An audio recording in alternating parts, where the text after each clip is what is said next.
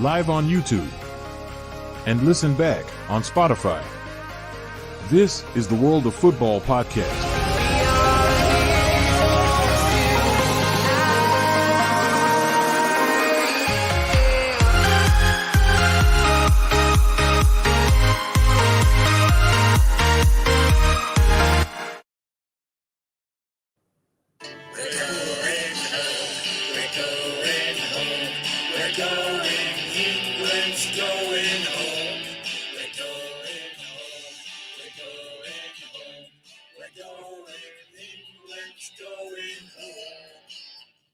Good evening and welcome back to the World of Football podcast. Hope you enjoyed that little introduction. As you can tell, myself and this man right beside me, I don't know why we haven't. Okay, that's a little bit of a joke. You now need to be premium on X to go live on X. Thank you very much, Elon Musk, trying to take all of our money again. No way. I'm not even joking. Have a look at this now, Reece. Oh, this is... What a Please special tell me that's way a to joke. start the podcast. Where are you? Let's show you that. Oh yeah, we got a bit of Joe Hendry on the DMs as well. Yeah, have a look at me. this. If that's true, then that's a joke. That is absolutely shocking. In the meantime, let's just get night driving on. That is fucking disgraceful. That is Oh god.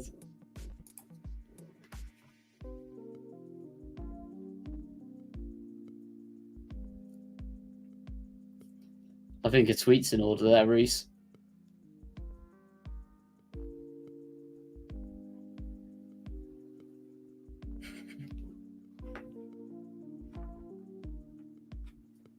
I've got something in mind.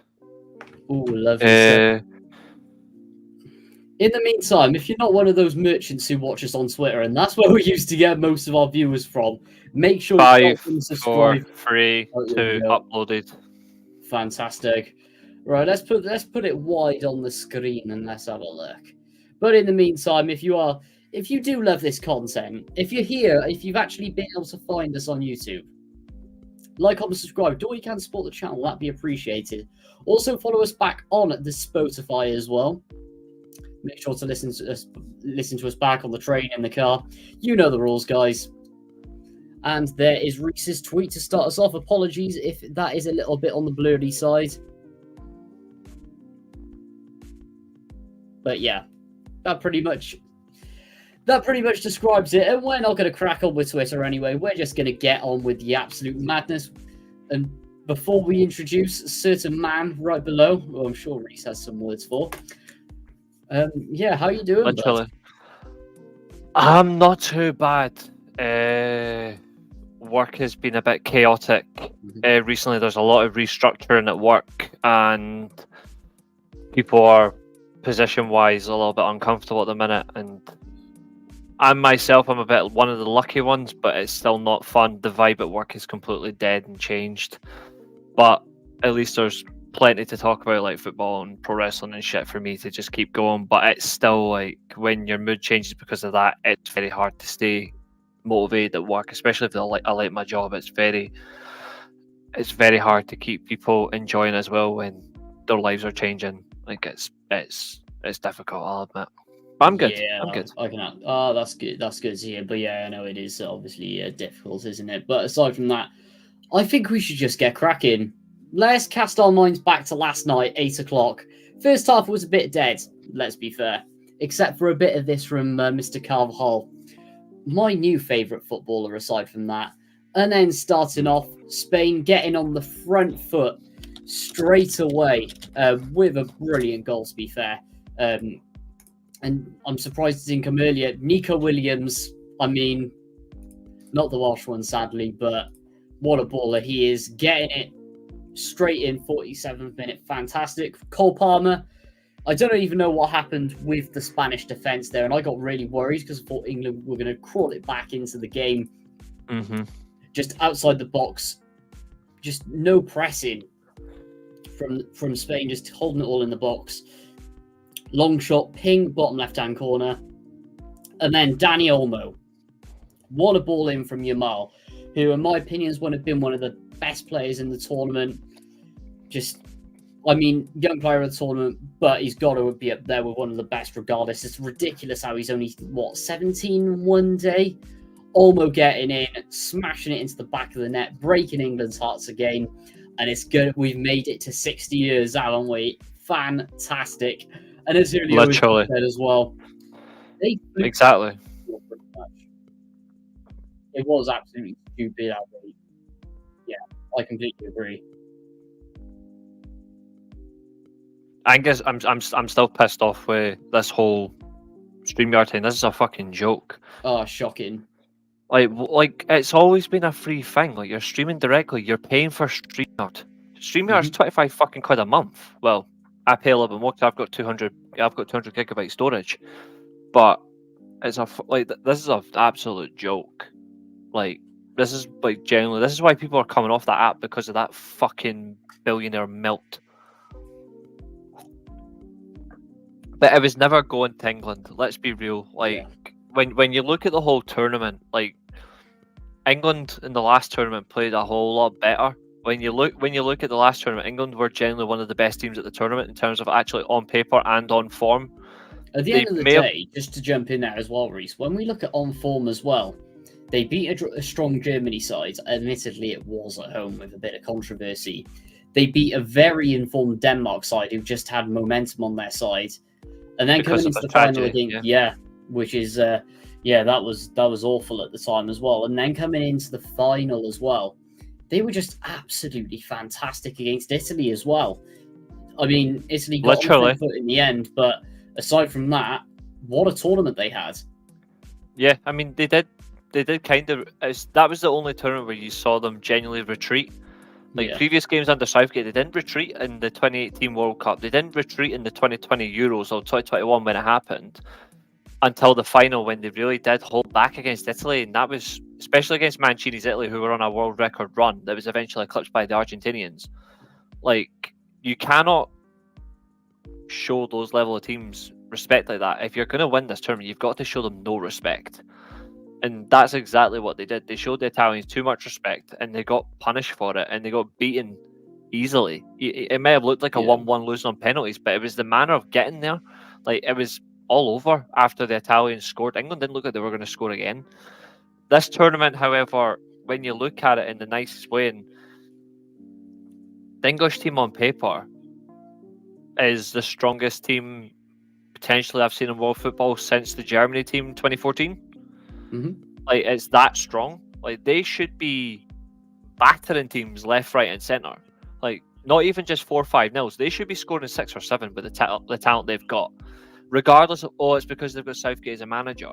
You've still got players on there who are experienced, who's actually played under Southgate, where they've actually dominated games and scored goals. So it's not all Southgate's fault. But people want to lump all the blame on Southgate. Those are the delusional sides of football fans. Yeah. But he has clearly told them to go and do more. They don't do it, but then he gets asked, "Are you retreating?" I think he has a little bit of a retreat mentality. I also think he clearly wants to dominate matches, because he is very proactive on, we want to dominate, we want to score goals, but we're not doing it. They're not doing it in that manner, so I don't think it's all him. I think it's clearly down to players as well, because the likes of Harry Kane was the worst player at the tournament. He was absolutely shocking. Harry Kane was worse than Romelu Lukaku. Like, he was worse. And I hate Lukaku. I think he's an absolute stinker of a player. But at least Lukaku actually tried to make himself available in the Belgian games. England did not with Harry Kane. He was a disgrace. His ability on the ball was awful. Oh, but Harry Kane needs runners. No, Harry Kane's meant to be world class. If he's world class, he should be the Golden Boot. Yeah. Which I said he would have got anyway. And did he? No. Like, Harry Kane was an absolute clown. He's an absolute disgrace. He doesn't turn up in the big matches. He fades away. And I've said it all tournament, even before the tournament started, England's best striker is Ollie Watkins. If England want to win a tournament, Ollie Watkins should be their striker. You'll never win a tournament with Harry Kane. Absolutely well said. And if you look at the way that he plays between, for example, Bayern Munich and also when he was at Tottenham as well, compared to what he has in this England side, he could get easily carried by for example, a Jamal Musiala, or during his Tottenham days, a Son. Heung-min Son or a Lucas Moura, who could, Or Ericsson. or even Ericsson just behind him, who could make those overlapping runs behind him. Ericsson playing the through ball with, at the end of the day, and I will say it now, and I do not care if I get heat for saying this, to be honest, but Go ahead. Kane is a tapping merchant. At the end of the day, if he's in space, He's overrated. He is overrated. He's got a good shot on him. It'll go in the back of the net. But for Kane to actually generate and get these opportunities in these good areas, or play his way into a good opportunity, it just doesn't work for him. Just look. I mean, just look at England. England were literally England literally played better football the minute Kane was substituted for Ollie Watkins. The minute he got subbed, as well. the minute Kane got substituted, England were the better team in the final. But Spain just had all that momentum. Even when Palmer's shot deflected off Zubimendi, who made a critical error that few Spanish players made the same error within the space of 10 minutes last night, which is ironic.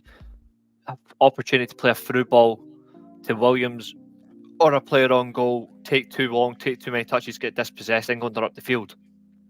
Or Yarzabal, Williams, and Zubimendi all made the same mistake, but it was Zubimendi that got punished because it was his failed attempt pass that he held too long, intercepted, upfield, Palmer, deflection of Zubimendi, bang, goal. Lovely equaliser. I'll give them that. It was a lovely equaliser. Yeah. England played well last night. England played very well, in my opinion. The only difference is, though, is Spain wanted it more. Spain were hungrier. Spain were in far better form. Spain looked more convincing. And I also give Fuentes credit as well. Like, even if he was injured or not, he made a very immediate decision to replace Rodri for Zubimendi, and 2 minutes in the second half, bang, upfield and score. Like, it's the highlight of the play.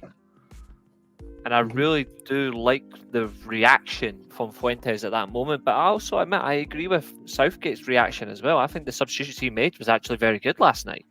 Yeah. The only thing that's different is one team was hungrier to win it, the other didn't. And then I've been seeing it all day. Like, England fans blaming the referee.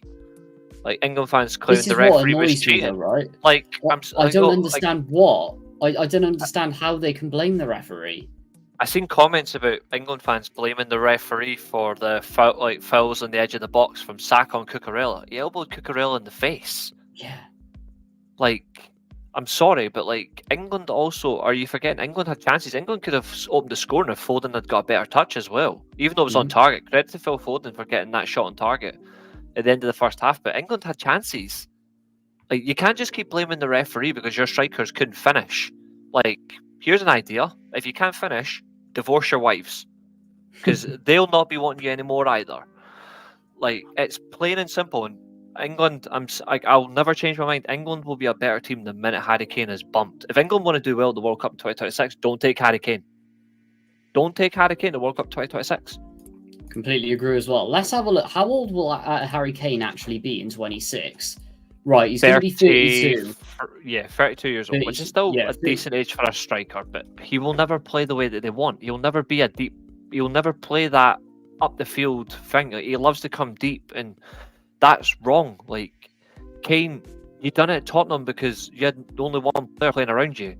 You play for Bayern Munich where you've got 4 or 5 players who will feed the ball to you. England, you'll have 4 or 5 players who will feed the ball to you.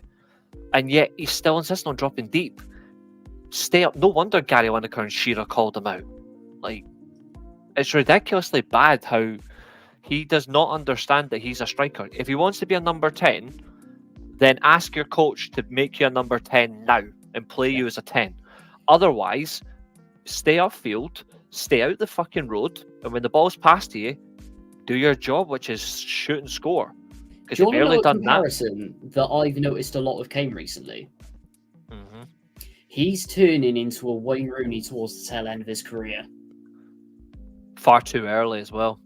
Way too early, because at the end of the day, if you remember, it's sort of I imagine you guys saw it towards the end of his Man United career when he went back to Everton, and in particular, I saw this a lot when he was at Derby because he actually handed us a goal for this.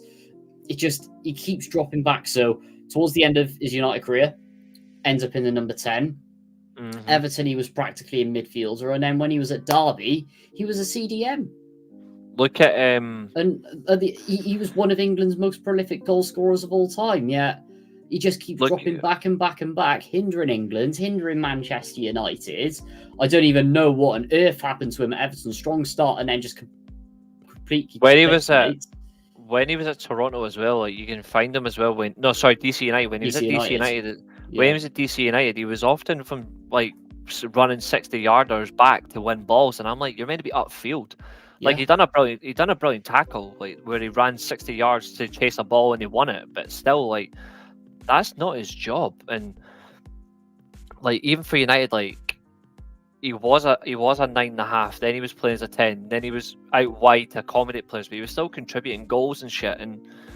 But even so, like when he dropped so far back, he was out of the game completely. No wonder his numbers dropped spectacularly.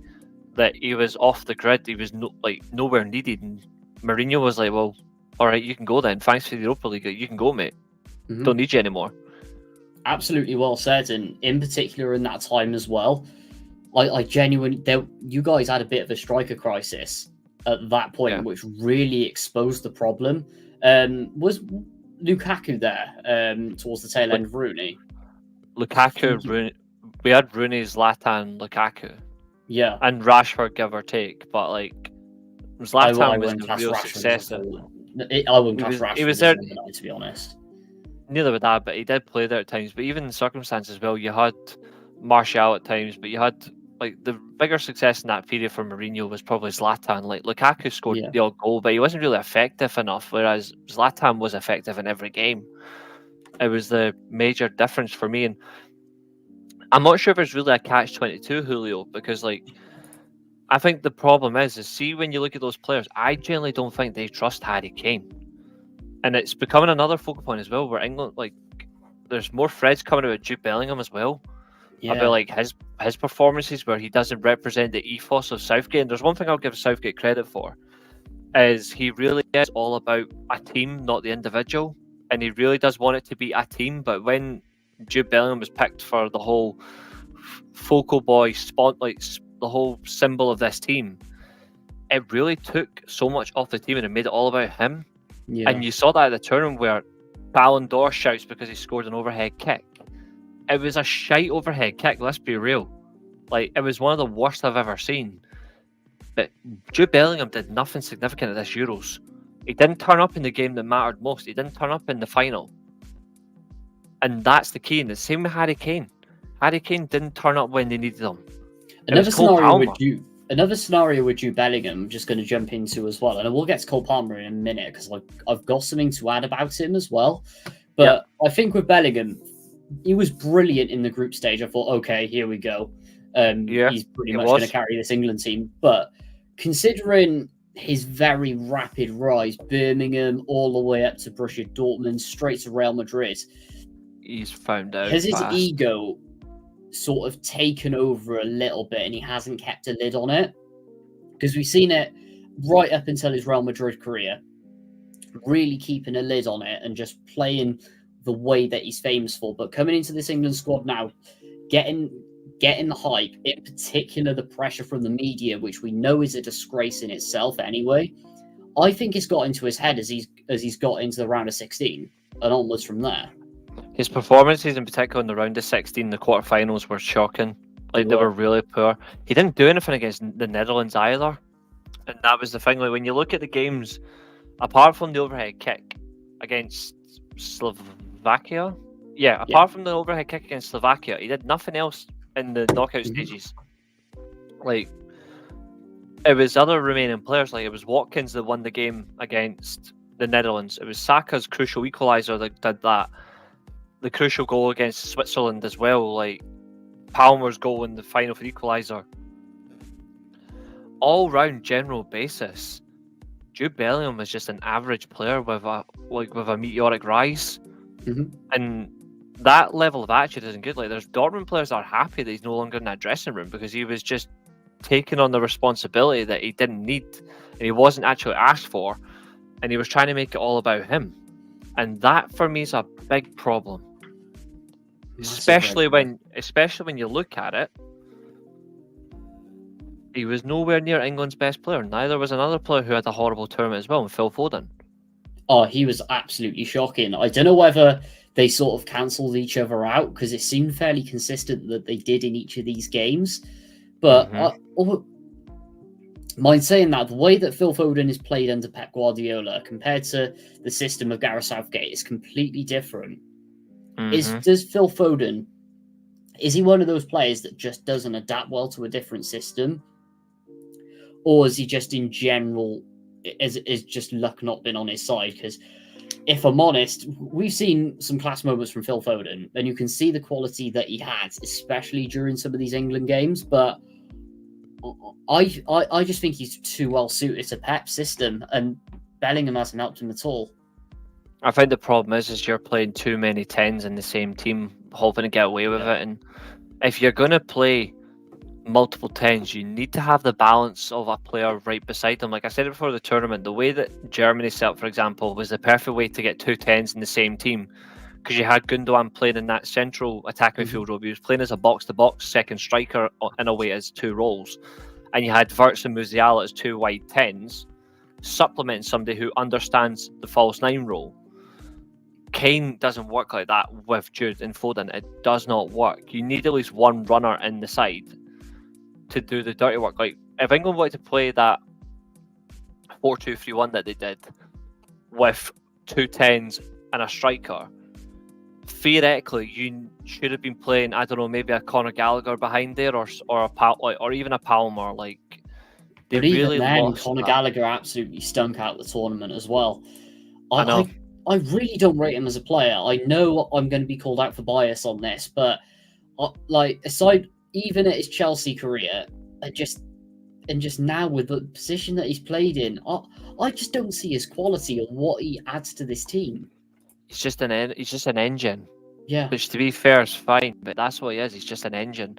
I think people are going to say, oh, England missed players like a Grealish or a Rashford. Yes and no, they did, in a way that they missed that opportunity, but they weren't there because they were shite all season. Yeah. And if you've had a shite season, I don't give a fuck. If you've had an international reputation, you shouldn't be going to any international squad. If you've had a shite season, you don't deserve to go. And people are saying these are literally one of them gets keep going called a world class player. That person is not world class for the life of me. Like, Rashford's a good player, but he's not world class. Can people just stop with the bullshit about world class? I mean, at the end of the day, Rashford had a little bit of hype. At the end of the day, Rashford had a little bit of hype when he started his career, when he got a debut goal for Manchester United, and then the media was straight onto him. Sort of that Alex Hunter journey. He's a good player, but he's not world class. Yeah, he absolutely isn't. His attitude adds it into there as well. Another one where his ego takes over. And at the end of the day, if you compare him on performances as well, Marcus Rashford, Manchester United straight into Europa League, Conference League, etc., etc. On the other hand of the scale, the likes of Ollie Watkins, Champions League, Jarrod Bowen wins a European trophy with West Ham. Absolutely fantastic player, building on two very consistent seasons, deservedly in that England side. I could go on for absolutely ages. I'm sorry, but there's hard work, and then there's just that. Same with Grealish, who's just basically sat on the bench all season, and it looks like he's going to end up at Villa. Probably, but even if you look at it, he'll go back because of Diaby being sold, which is crazy. The thing as well, though, is like, England already had not a direct Rashford player, but they had a Rashford similar in terms of getting behind. They had Anthony Gordon there, but Gordon never got a chance. So, like, it doesn't matter if it doesn't matter if Marcus Rashford can get in behind or Marcus Rashford can be direct. If Anthony Gordon is playing the similar role at Newcastle as he is as Marcus Rashford is for Man United, it makes no difference. You're still not going to get picked. Yeah.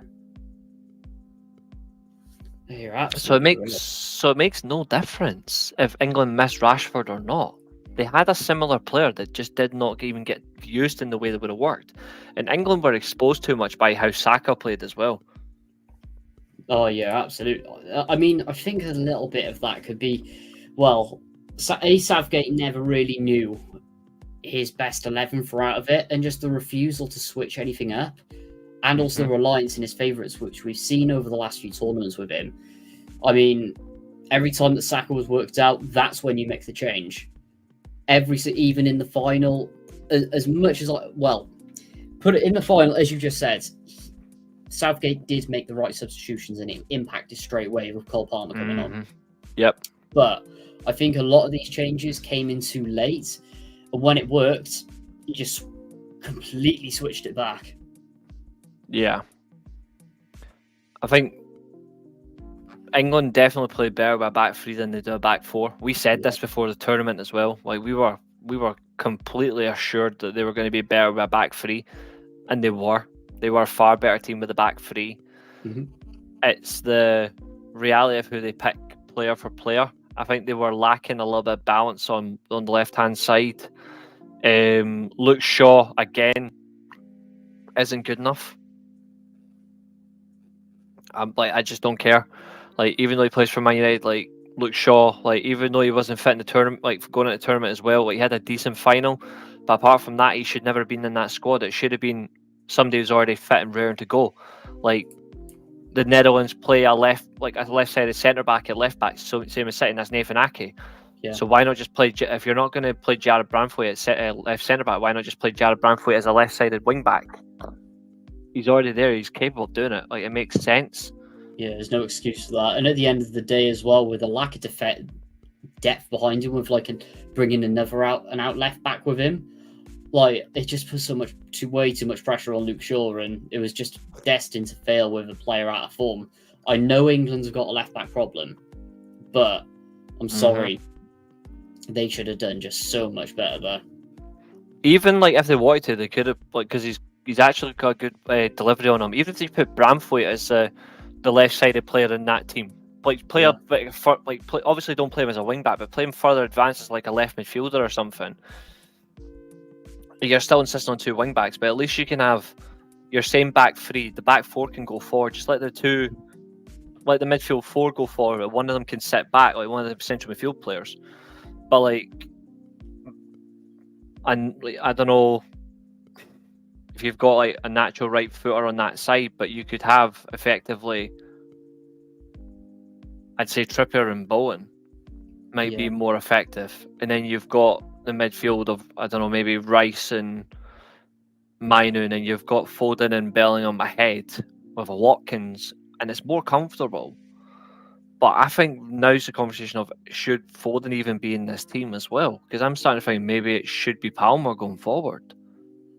I think he's definitely shown it at this tournament, especially with some of the impact plays and stuff that he's made. And quite frankly, if Chelsea have another good season next season, I think it's going to be a dead cert. I can actually, whoever the England manager is going to be, because I'll get to Southgate in a minute, because I know I've got some strong opinions on that. I genuinely think whoever will be the England manager, Cole Palmer's going to be in that team if he keeps it up and isn't a one-season wonder. I agree. I think going forward, England might drop away from the back 4 as well, and I think they might go to back to a back 3 because they feel more comfortable. I think they feel more comfortable playing that way. It suits them a whole lot better. Really, it just suits any international team better, a back 3. And we see it with most nations, to be honest. And England is one. Just going to very quickly touch on Spain as well before we go over to the Southgate conversation. Absolutely incredible. Olmo, fantastic. Williams, fantastic. Yamal is just absolutely ridiculous for his age. Rodri, a bit suspicious how he went off. And to be honest, that injury massively changed the game yesterday. But the one thing that I will get with Spain, a very, very young squad. We've got a World Cup in 2 years' time. Are they pretty much the absolute screaming favourites to win that as well? Because I think they will be. I don't just think they're the favourites. I actually think they will win the World Cup in 2 years' time. Wow, okay. And for me, the reason's Barcelona. Yeah. Because Barcelona are about to become... I'm not sure how it turns out, but I'm skeptical, but it's the reality of it. Barcelona are about to become pressing monsters. I don't know how people are going to cope with a Hansi Flick Barcelona. If he gets this right, genuinely, the world of football is fucking screwed. Yeah. Because how are you going to cope with a Barcelona team that's managed by Hansi Flick, who is so much better suited to club football, when he's got the perfect players around him, personnel, to play pressing football and dominate possession like his first Bayern team did that won the treble? Like, how are you going to cope with that? It's going to be impossible, in particular for La Liga as well. Like, La Masia or whatever it's called, their youth academy is really showing sort of what they did between that golden generation of like 2006 to 2014. Yeah. I'm seeing a lot of those vibes, but like times a million coming through. I think another thing as well, though, is significant is this. I don't know if they will get them because their financial situation is still a shit show. But Nico Williams is still that sign. Like, I would have him at United over Marcus Rashford right now. But when you look at the whole element and balance, if he ends up at Barcelona after working under Valverde anyway, Valverde to Flick is a fantastic transition for him. It's going to be really hard to stop them. Yeah. And there you go. But like, Spain's front three is literally made up 2 players of Barcelona. If it happens, Yamal and Williams. But the whole midfield literally could come for Barcelona if they get it right. It can. And not only that as well, when the likes of Pedri, when he gets older, clears up his injury problems as well. Gavi is another example. Oh my God. No, I'm not sure about Gavi. Great football again. I like Gavi, but I'm not sure about him because he couldn't even get a sniff at the Euros. Even though he was injured or whatever, like even before that, he couldn't get a sniff. Yeah. And I'm starting to think maybe those 2 will get phased out by Flick as well. And it wouldn't surprise me, but I think it'd be quite scary if he did phase them out. But there's something there for that Spanish team that is quite concerning, especially across Europe as well, like, or even in their own league. Spanish players are developing not just the passing style, but they are pressing teams a whole lot more. I think it's going to be very tricky to keep up with in the next couple of years. Like, they're becoming an even bigger hybrid than what they were. It's not good for the world of football. No, it isn't. Scary Spain teams to come. That's all I'm going to say. But moving on from Spain, Gareth Southgate, is he going to be in the England manager? Yes. I think so. And I'm going to get to my reason why. I don't think they'll sack him. I don't think they will either, because put this into perspective. I know you got the media pressure, the it's coming home deluded merchants, and just the stroppy England fans who think that they should be winning everything. He actually understands the role. He understands the job role. A, he understands the job role, as you just said. B, he's the first ever England manager to get them to back-to-back finals in the Euros. That is absolutely nuts, considering some of the stuff that they've had. And it deserves credit. Even though he manages a team that really can be so delusional, he deserves credit for that. Oh, he absolutely does. And in particular as well, the negativity that came through when he first got the job too. And a lot of things that England fans have very short memories. He's got a bit of balls as well. I'll give him that. Like, Southgate's got a bit of balls to him as well, because like, I don't like, obviously I never want him anywhere near the Man United job. But when you look at what he's but when you look at him, like, he's done 102 matches as England manager. He gets called the greatest England manager. No, he's not. I don't think, and people are saying like his greatest, like he's got some success. No, like he's got to back-to-back European finals, but he's not. He doesn't actually have success, but what he does have is a legacy in this team for the hard work he's put in. Yeah. He does deserve that credit. The problem with him though is I don't think he'll ever understand how to get over that final hurdle.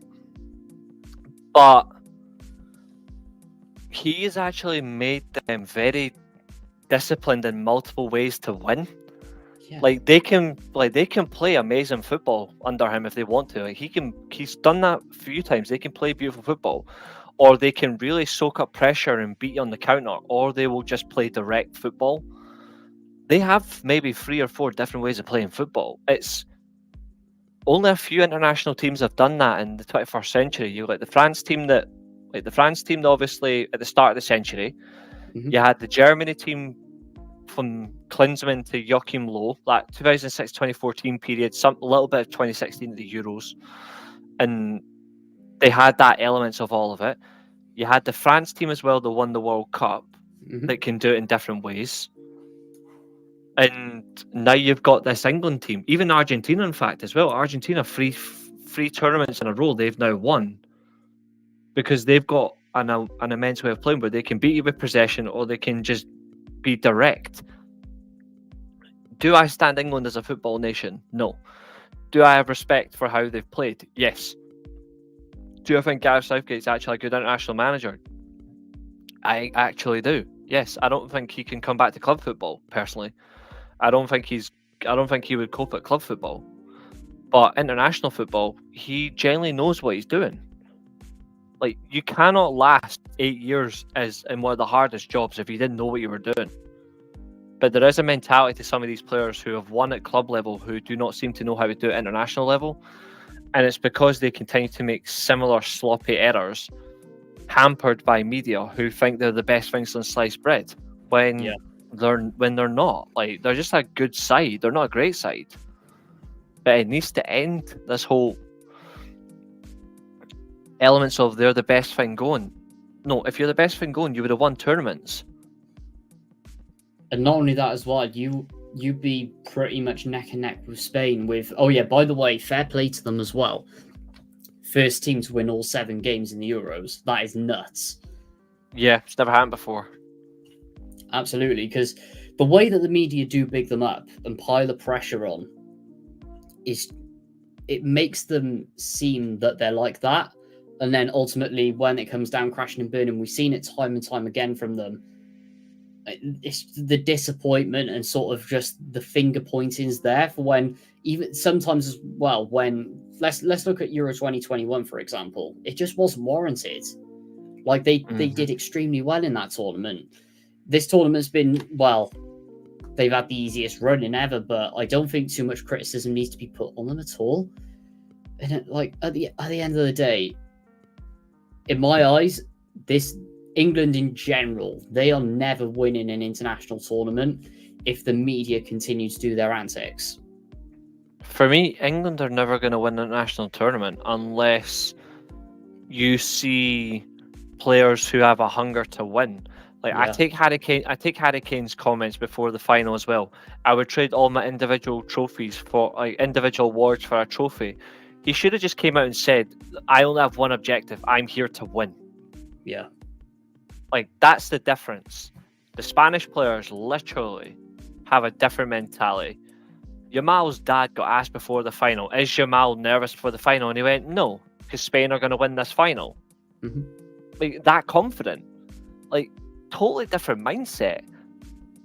Like, Southgate as well, when you ask him a very simple question, is another problem as well. That's something that you can't have faith in. He got asked, are you said before the tournament this could be your last if you don't win it, and now he's like, well, I don't know what's going to happen. Mate, just tell the truth. If you're gonna leave your job after you don't win this final, then just say it. Yeah. Like, end of the day, if you're not being straight up about it, you're not going to be well received. You're not going to be trusted. In a situation like this, where your job is on the line, where you can't be trusted because you will not say it straight, why would people believe in that? Mm-hmm. There's players that generally want him to stay. Like the likes of Declan Rice want him to stay in that job, but that's because he gives them freedom to play and expression. But he is the one thing I don't like. I think Southgate can be a little bit too much with his choices of selection of players or who he plays. He tries to do it in the best interest of the team, but the one thing that he needs to seriously get away from is the fact that people want him to play such amazing football. I think Southgate should literally just come out and say, no, we're here to win something because we're going to play the football that matters. And people are obsessed with it. I don't understand why they are either, because when you look at England fans, and also I will bring the media in again to this, all they care about is the winning. I mean, at the end of the day, you can't have pretty boy style of play and winning in the same thing. It just, with this England team, especially with some of the players they have, that's just never going to work. They have to decide what they want: either play amazing football come short a few times, and then say, okay, look, we played pretty football. We got far. We didn't win, but at least we played pretty football. The hipster approach, or you could go full out and go for winning a whole tournament, which is what Southgate's trying to do. But this is where everyone just needs to get on the same page. It's ridiculous. I don't think he's as bad as people make out as well. I mean, I don't rate him, but I don't think he's as bad as they make out. I mean, his international record is genuinely impressive, and this is and he's considering the fact that he's managed 8 years. It took until the final of the second European Championships he's managed for him to lose a match in 90 minutes. That's the first time in 90 minutes he's lost at the Euros in two separate tournaments. Tell me when that's happened to an international manager. Literally. That is an impressive thing. The problem is he's not going to get over that hurdle. I don't think he's able to. No. Don't know why, but he'll be the first man that gets blamed for all of it. It's a whole collective issue. There's players in there who play for top club teams who didn't even show up for this tournament. They should be the question bigger than the so-called coach. Yeah, I absolutely completely agree. And I think coming into these qualifiers now, and boy, is it going to be interesting because there's now 48 places up for grabs. So a lot of I don't even want to. I want to say smaller countries, but you know what I mean. Mm-hmm. Just sort of the ones with lower coefficient. A lot of these teams are going to be hungrier to get to this tournament now, and this is the thing that England's got to look out for, because they're not going to have these easy walk in the park qualifiers anymore. Not that they get it easy anyway, because it always seems they get the easy side of the draw. I mean, I know they're pot one and everything, but it's pretty suspicious, isn't it? But at the end of the day, lots more banana skins come in. Yeah, there is two things as well. One, their first game in the Nations League as well is against an Ireland. It's a new Ireland team that's going to be managed by the Iceland manager. Yeah. And secondly, as well, they're lucky they didn't even win the Euros anyway, because obviously the winner of the Euros has got to play the winner of the Copa America. And again, like it was in 2021, the winner's got to play Argentina. Right now, deservedly still the best rated international team for a reason. That's 3 international tournaments in a row. It wouldn't surprise me if they could win a fourth. They could win 4 in a row at the World Cup in 2026 as well. I don't think they will, but the fact that Argentina are 3 tournaments on the run is incredible. Spain haven't lost since the Scotland game in the Euros, like the Euro qualifying rounds. So these are teams that are on a high. Yeah, it's mentality machines, and some of these England players don't have that kind of mentality. You need that sort of mentality to win, and they don't have it. Yeah, absolutely well said. I mean, it's going to be interesting to see where they take it from here. But I think that, as you said, that Ireland game in the Nations League is going to be the big indicator, because they're going to want to get out of Pot D, Nations League B. The fact that they got relegated there in the first place is a little bit embarrassing, isn't it? But yeah, aside from that, be interesting to see where it goes. And well, like I said about Southgate, I think is ridiculous if you get rid of him, considering 2 major finals in a row. When's that ever happened? Look at your last couple of England managers. There you go. Even he'll get what you could say with better squads as well.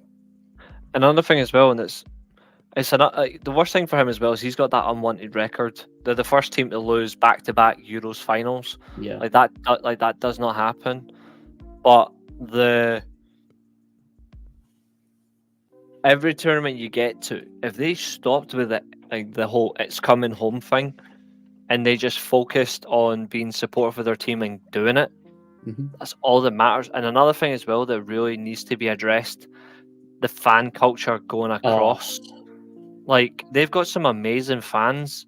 And it's not just England fans. I'm not going to just take out England fans here, because there was a lot of Dutch fans. There was a lot of Serbians, Turks, Italians, Spanish, French. They were all fighting, but during the final, they were fighting inside the stadium. You had German police being attacked by English.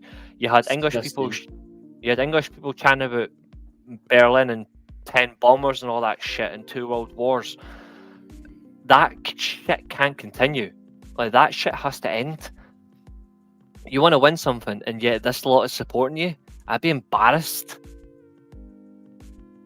Imagine this: they won that Euros final in Berlin, and you'd be hearing 2 World Wars, 1 Euros, 1 World Cup on that type of scenario. And I'm sorry, but I don't think that should be acceptable anywhere. And you just No. know that some of them would have been planning for that.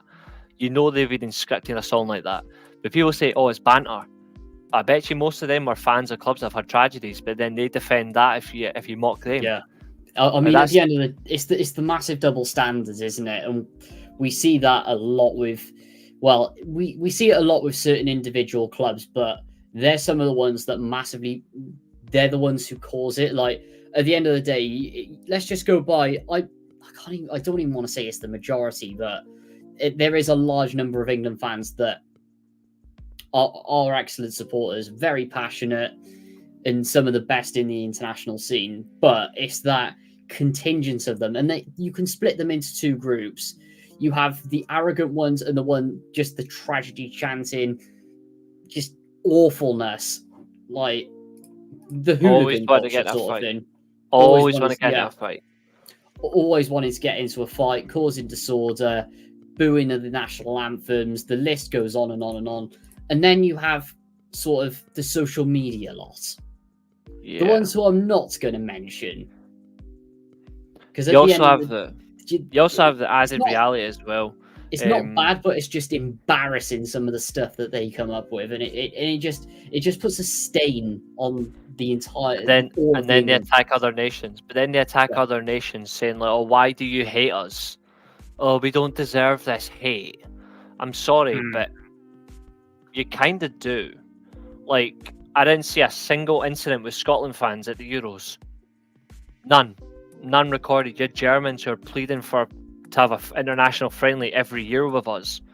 You've got the Danish who weren't even playing against us, asking us for drinks. Like, you've got the French wanting to get drunk with Scottish fans. So we're not the problem. Yes, we didn't get out of the group, but it says a lot about our culture and how we are, that we're being celebrated to go there. Like, another big example as well, and this is something that is really rare and I wasn't expecting to see. By far, and I will always say this, but the Dutch fans were the best at this tournament by a mile. The Dutch and the German fans, 2 massive rival countries, didn't even scrap each other. No, having a party in the street. Absolutely fantastic. England, basically World War III. Yeah, then there was no need. No, there was no need for that at all, and I don't know why. I do not know why they've got it in them to go over to a foreign country and just start fighting with all these people. Like, what gives them the right to do that? It's embarrassing. It's shocking. Just as disgrace as last night in the Copa America, how that started, but I don't care. Ban English fans worldwide when it comes to international tournaments. I don't give a fuck if that hurts their feelings. Like, we're seeing it repetitively at tournaments that they are fighting. Unless you actually act civil, they should be banned from tournaments. Sit at home and watch on your TV, and we'll see how you really feel. Because you did that in the 1980s, and you got innocent clubs banned because of their behaviour. Now you've got it now in 2024. Like, for fuck's sake. And what makes it even worse as well, and this massively comes from what happened in 2021. Next Euros, more than likely the final's going to be at Wembley again. Not suitable to host it. Like, look at the absolute catastrophe. And this is what's worse. This is a home tournament. People who won't go abroad, but it's very easy to get to Wembley and to just cause trouble. And because it's in England, you've got the whole country at rain. And if they want to bombard that stadium, they will. And quite frankly, the scenes in the final are absolutely shocking. It's an amazing stadium. Tournament, it's one of the best. It's probably is one of the best stadiums, if not the best stadium I've been to, bar like Hampden, Old Trafford, and Ibrox. I've been to so many stadiums, but it's an unbelievable atmosphere. It wasn't for football, but it was still incredible. But like the way the final happened, people trying to break in and stuff, and I'm like, you didn't get a ticket, that's your fault. Yeah. There was no need for this. There's no need for that. And And the it's just behaviour like as well of like the it's TV order pundits outside the as well. stadium. It's just absolutely shocking. Like I've everyone still not. outside during the game, waiting for opposition fans, just everything. I've still not forgiven the media for what they did to that young German lassie as well at the last Euros. Oh, it's disgusting. Because they knew what they were doing when they pictured that wee lassie bawling her eyes out after the German-England game. They knew what they were doing. Because she was an international meme the next day, and it was a fucking disgrace. Yeah. Like, that's an innocent child who's watching her team get beat, and you're laughing them up, and you're having fans on social media like calling her a Nazi and all that. Like, she's clearly not a fucking Nazi, you bellends. She probably doesn't even know what the Nazis are. No, exactly. And at the end of the day, they don't even support any of that either. Exactly. That's the thing. That's where these people are so thick as well. Like there's banter, and then there's crossing the line. Like I've you had just that see as it well. I way had that. too much. I had somebody at school because my German side in my town said I got called a Nazi. I got called a fascist. I was like, I'm neither, Frankie. I've just got It's just people wanting cheap likes. relations from those nations. And I was like, there's definitely there's no Nazism in 2024. There's methods to it, but there's no genuine Nazis anymore. Yeah. But it's disgusting that I don't know how old she is. I'm assuming she's like 10, maybe younger than that, but still, like, this is a child who is bawling her eyes out, watched by millions.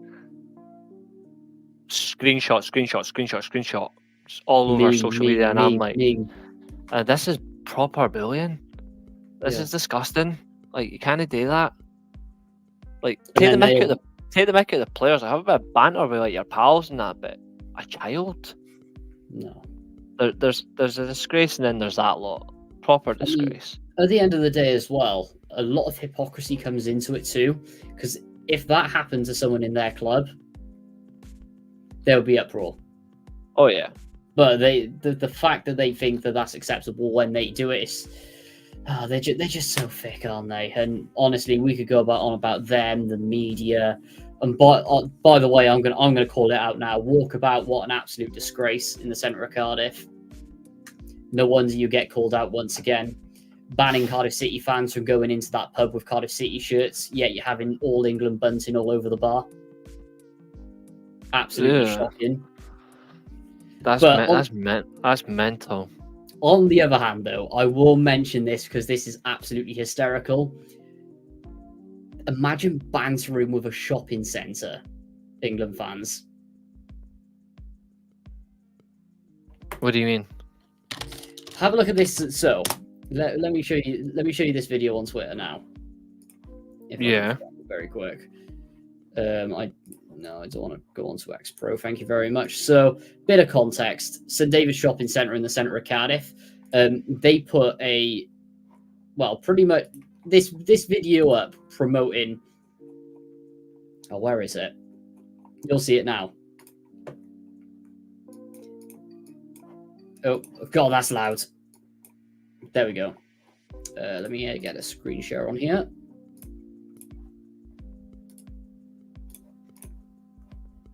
Yeah, so this is what our shopping centre posted, just as a bit of an advertising, and pretty much, come on Spain.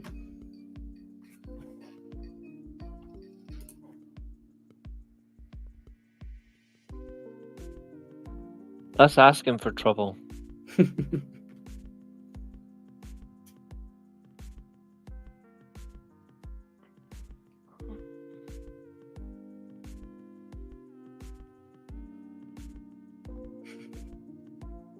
I rate the shit housery, but that's also asking for trouble. Like, if anyone else has seen that, it would have been horrible. And the best thing was as well, they were replying to all the replies of the tweets. Like, oh God, absolutely fantastic. Got massive respect for that. But some of the England, the absolute tears from it as well was just nuts. And another one that I'll add on there very quick as well. Just grab another one. So this was, obviously the photo was taken this morning. But this is what someone put on Barry Island Beach. Hang on, let me get the video. I'm not sure if you've seen this already. So the ones who sort of comb over the beach, what they did was they printed this in the sand.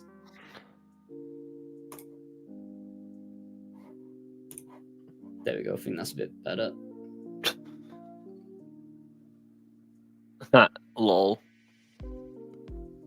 That works. It does.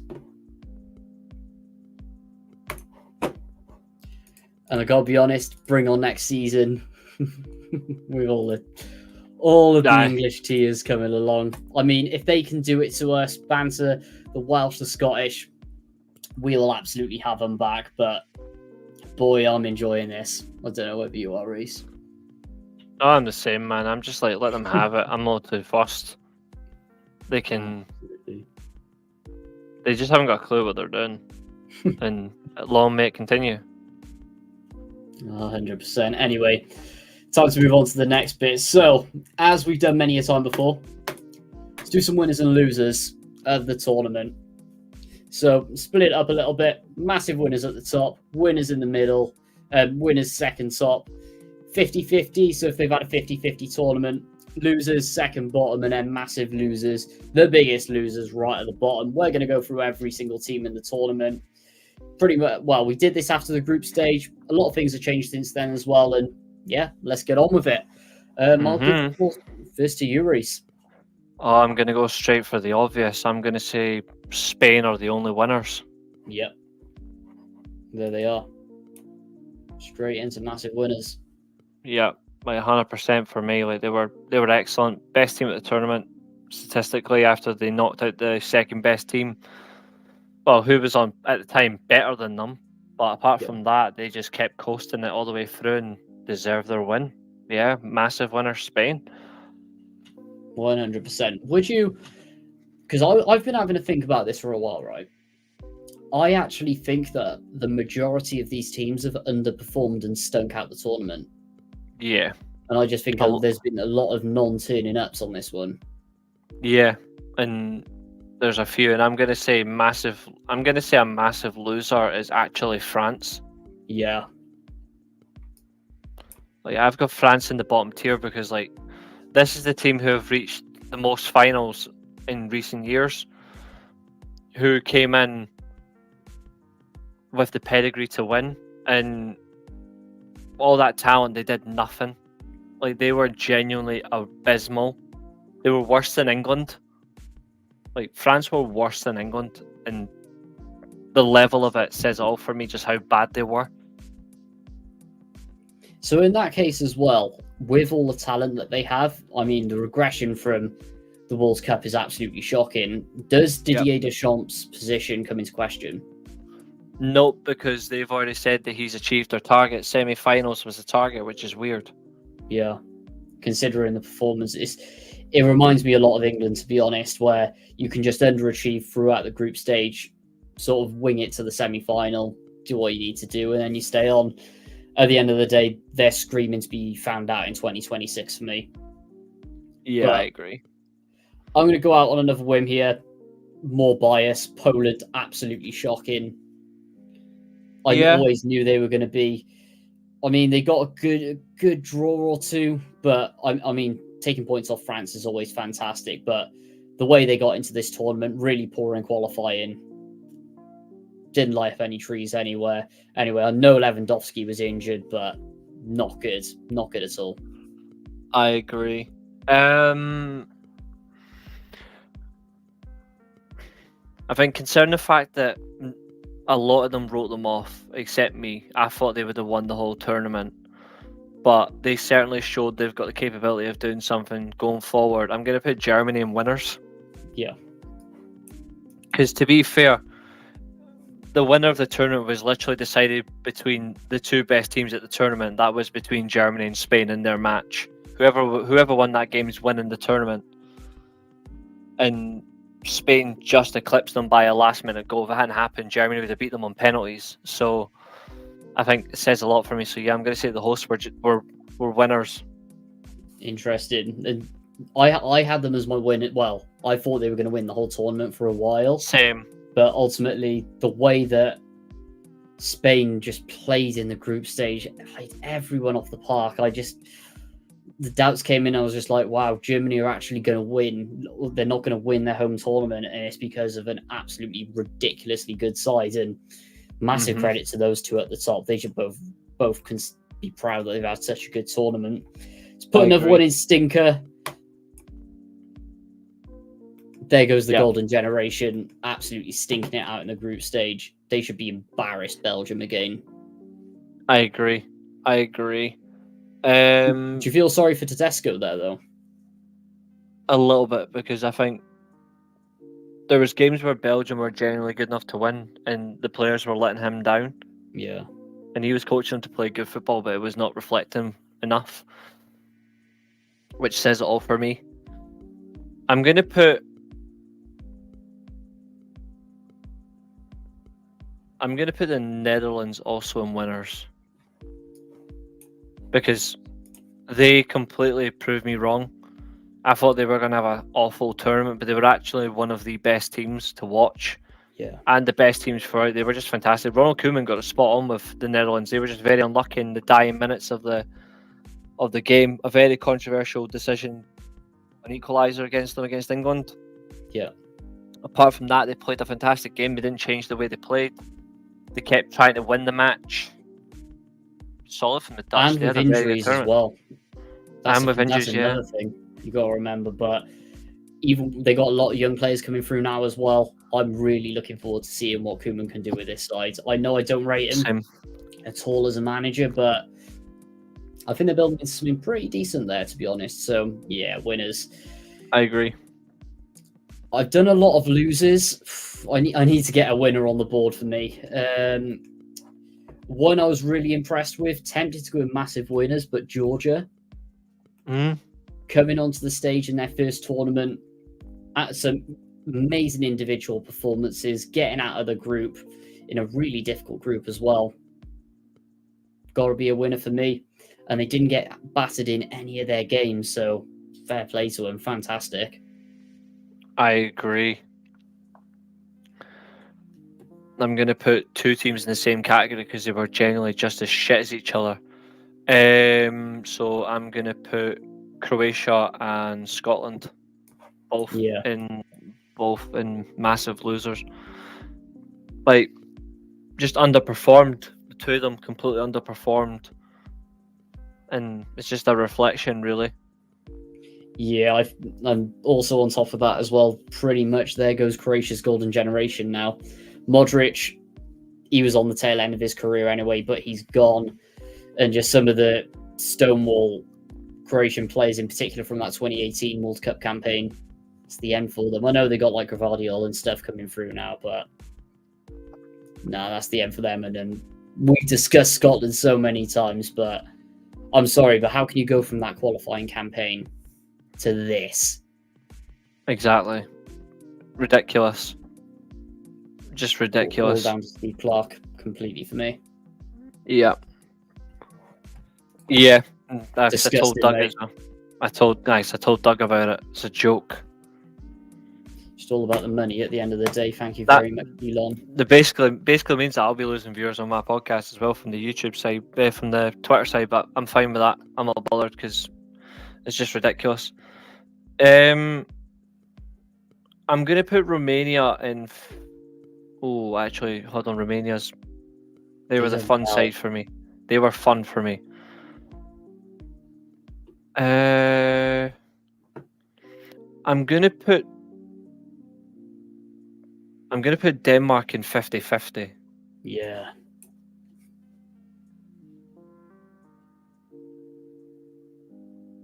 And I'm gonna do the same for.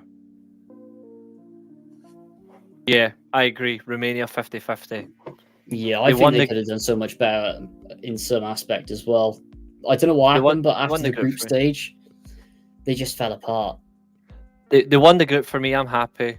But apart from that, they did slip afterwards. Yeah. I'm gonna put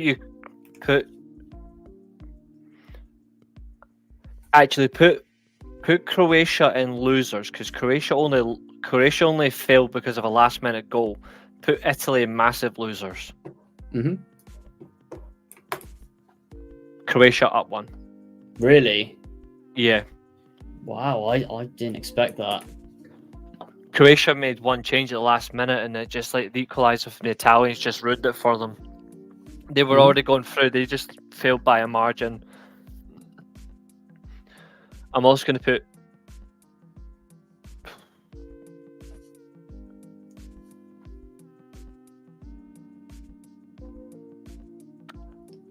I've got one in massive losers I've just thought of.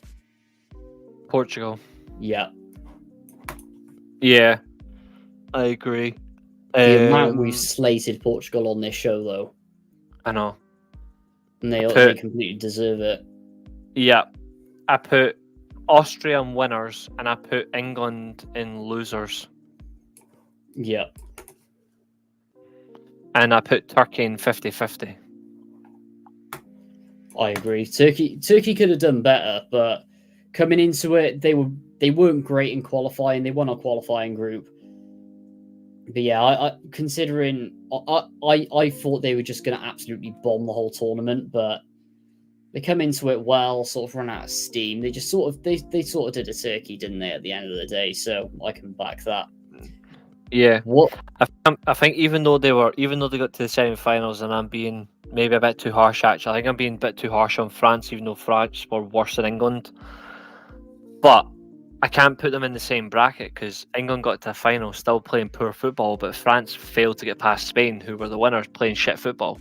Yeah. Nah, I'll leave it as it is. In that case as well, I think maybe Croatia go down one. I think they should drop because they were genuinely a joke in the group stage. Okay, that's fair. Perfect.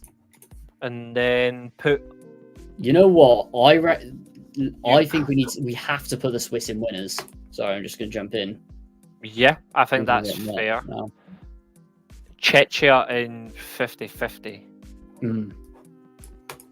They had good performances, just couldn't get it over the line, I found. Yeah. Put Ukraine in losers. Yeah.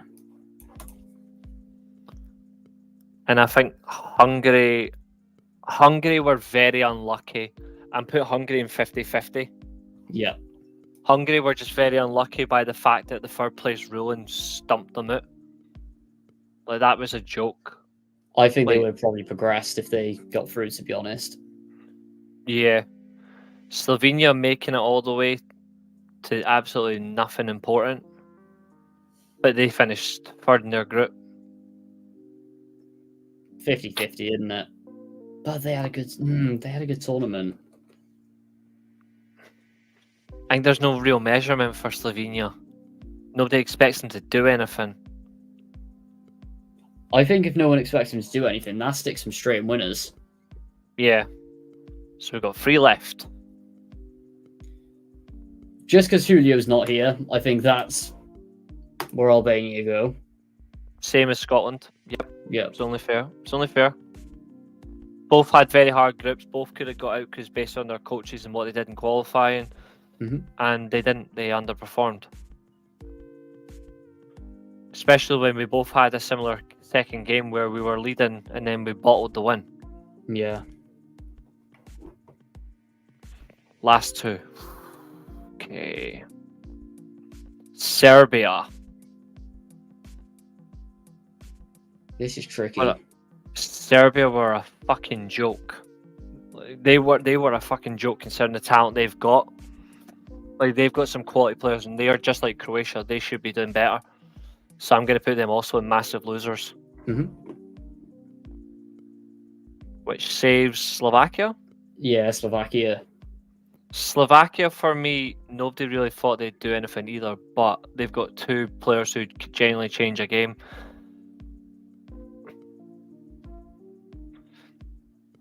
I'd say Slovakia on 50-50. Yeah, I can back that. And I'm just seeing, do I want any potentially changed?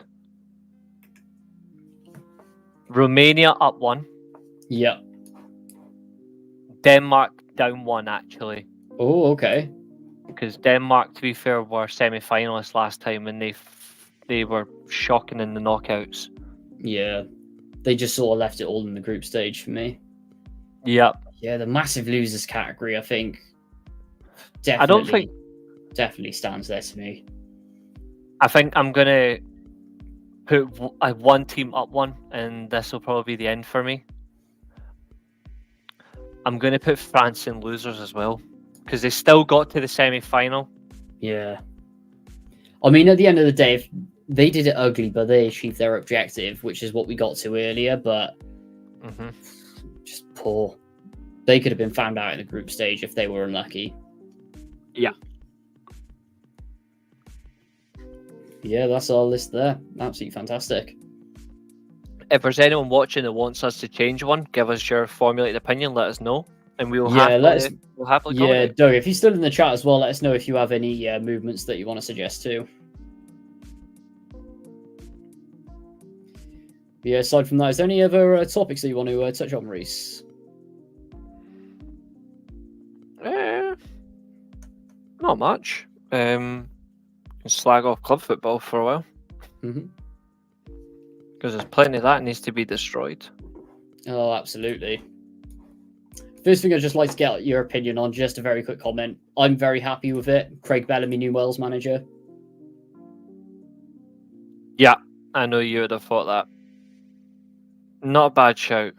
Yeah.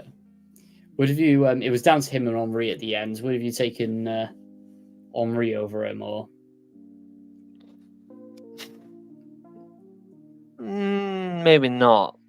But I think there's just better out there that they could have went with.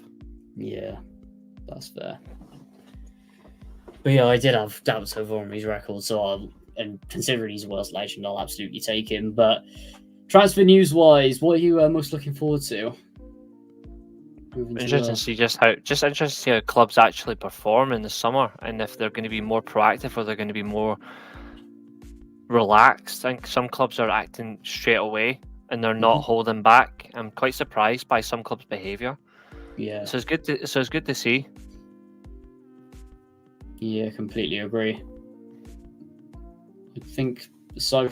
How long have we got saying that until next season starts? Wow, like 5 weeks. 3 weeks until the EFL, and then I think it's like 4 weeks until Premier League. God, it's coming around so quick, isn't it? Literally. So I think with that, we're gonna have the prediction shows coming up, baby. All the predictions, all the transfer news. Make sure to stick around. We got some mad shows coming up, and aside from that, I don't have anything else to add. Reece, do you have any parting comments? The Ibrox situation is a joke. That is a genuine joke. Oh yeah, fill us in on it, bud. Stadium's still not finished construction for the work that's been done on it. Still not finished. Like the first opening games of the season, Ibrox are not going ahead. It's going to a neutral venue, so it's a joke. Wow, I didn't realise that. So I haven't read too much up into it. I knew that there was redevelopment work there, but context, I know they've been expanding some of the stands and stuff, bringing the tier further down. But what was like the main thing of the refurbishment? Like the main reason behind that? Yeah, sorry, I can't remember what was that one. It's more or less just to get more out of the fans, like for like revenue, and like try and make it a bit more of a better atmosphere. But even though it's a great atmosphere, it's just trying to make it better what it is, try and make it more inclusive. Yeah, trying to get more out of it as well, especially for if you want to bring away fans back in the right way, you're trying to get more for them as well. And it's just about how they can develop it going forward. It's a lot there. And that's more or less what it is. That's fair. It's at the end of the day, if you put a deadline on something, then you've got to adhere to it. But yeah, that's a joke. The fact you have to, and the fact you're not getting punished for it as well is it's suspicious from the Scottish FA, to be honest. Well, you can't really punish it. You can't really punish it. It's the fact that it's just not been finished is a joke. Yeah. Like, the reality of it is it should have been done a whole lot. It should have been done by now. I don't know why it's not, but it's ridiculous. It just means that games are going to be done at potentially at the away games will be re-swapped. The home games will be swapped to away games, or they might be held at like Hampden, something like that. Yeah. It's ridiculously bad. Well, at the end of the day, that's just, well, you can't even call them home games. You just call them neutral. Like, at the end of the day, I think who was the last one in the Premier League who had problems like that? West I Ham. think it was like West Ham and Luton. At the end of the day, they had to do the away swap or postpone games. I know it put fixture congestion on. Same with Coventry as well. After the Rugby World Cup absolutely ruined their ground, but the only fair Tottenham way as to well do with it- Wembley. Yeah. I mean, with Tottenham at Wembley, that was sort of a different scenario because that was like multiple seasons. But I think where sort of these isolated ones were works delayed, you just got to swap. It's the only fair way to do it is swapping. Quite literally, it's just an absolute joke. Yeah, if you guys end up playing at Hampden, that's just ridiculous in my opinion. Because it's just not fair for it gives the away team just a ridiculous advantage for me. But yeah, aside from that, I don't have anything to add. Reece, shout out your stuff pretty much. It's just literally here in the weekly steel chair for me. Bingo. Happy days. And yeah, if you guys have enjoyed it tonight, we're ending up on the 116 mark. If you guys have enjoyed it, like, comment, subscribe to the Sports channel, that'd be appreciated. Follow us on Spotify. Yeah, smashed it again. We'll see you all for the next one. Premier League, Championship, Bundesliga, Serie A, all our favourites are back soon. Well, we've got to be fair. Before we go, we do have a new family member for the channel. We do have a new family member. Oh, of course.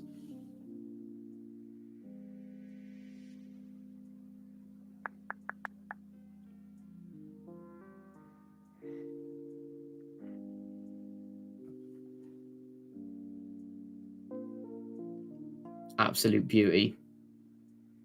She is an absolute tidy machine. There you go, folks. Beautiful. And to end it on that note, that beauty is coming out in every single stream.